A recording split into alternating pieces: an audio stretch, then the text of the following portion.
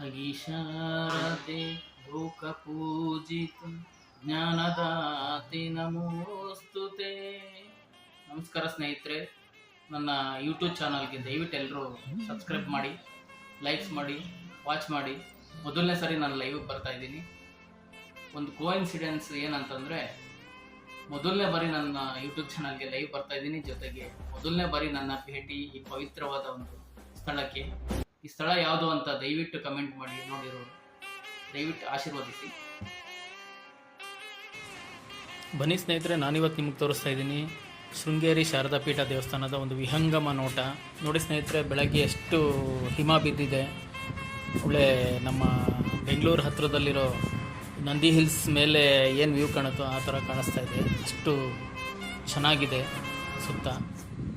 ಹಾಗೆ ಸ್ನೇಹಿತರೆ, ಈ ಶೃಂಗೇರಿ ಶಾರದಾ ಪೀಠ ದೇವಸ್ಥಾನದ ಒಂದು ಮಹತ್ವ ಏನಂತ ಹೇಳಬೇಕಂದ್ರೆ, ಈ ಶಾರದಾ ಪೀಠ 8ನೇ ಶತಮಾನದಲ್ಲಿ ಅದ್ವೈತ ವೇದಾಂತದ ಪ್ರತಿಪಾದಕರಾದ ಶ್ರೀ ಶಂಕರಾಚಾರ್ಯರು ಸ್ಥಾಪಿಸಿದ 4 ಮಠಗಳಲ್ಲಿ ಮೊದಲನೆಯದು, ಪ್ರಮುಖ ಮಠಗಳಲ್ಲಿ ಮೊದಲನೆಯದಂತೆ. ಇದನ್ನು ದಕ್ಷಿಣಾಮ್ನಾಯ ಪೀಠವೆನ್ನುತ್ತಾರೆ. ಶೃಂಗೇರಿಯ ಮಠವು ಯಜುರ್ವೇದದ ಉಸ್ತುವಾರಿ ಹೊಂದಿದೆ. ಹಾಗೆ ನವರಾತ್ರಿ ಸಂದರ್ಭದಲ್ಲಿ ಇಲ್ಲಿ ಚಂಡಿಕಾ ಹೋಮ, ಶಾರದಾ ದೇವಿಗೆ ಹವನ, ಚಂಡಿಕಾ ಹೋಮ, ರಥೋತ್ಸವ, ಕುಂಕುಮಾರ್ಚನೆ, ಚಿನ್ನರಥ ಸೇವೆಗಳು ನಡೆಯುತ್ತವೆ.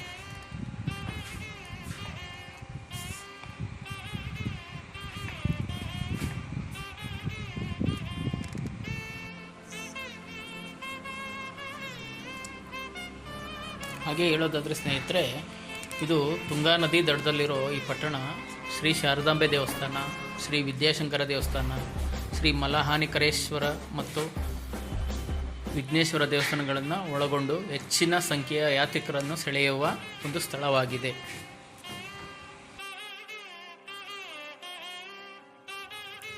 ನೋಡಿ ಸ್ನೇಹಿತರೆ, ಬ್ಯಾಕ್ಗ್ರೌಂಡಲ್ಲಿ ಎಷ್ಟು ಚೆನ್ನಾಗಿ ಕಾಣಿಸ್ತಾ ಇದೆ, ಮಂಜು ಎಷ್ಟು ಕವಿದಿದೆ ಅಂತ. ಅದ್ರ ಹಿಂದೆಗಡೆ ಒಂದು ಬ್ರಿಡ್ಜ್ ಇದೆ, ತುಂಬ ಚೆನ್ನಾಗಿದೆ. ನದಿಗೆ ಒಂದು ಬ್ರಿಡ್ಜ್ ಕಟ್ಟಿದ್ದಾರೆ, ನೋಡೋದಕ್ಕೆ ತುಂಬ ಮನೋಹರವಾಗಿರುತ್ತೆ. ಒಂದ್ಸರಿ ಬಂದು ನೀವು ನೋಡಲೇಬೇಕು ಖಂಡಿತವಾಗೂ.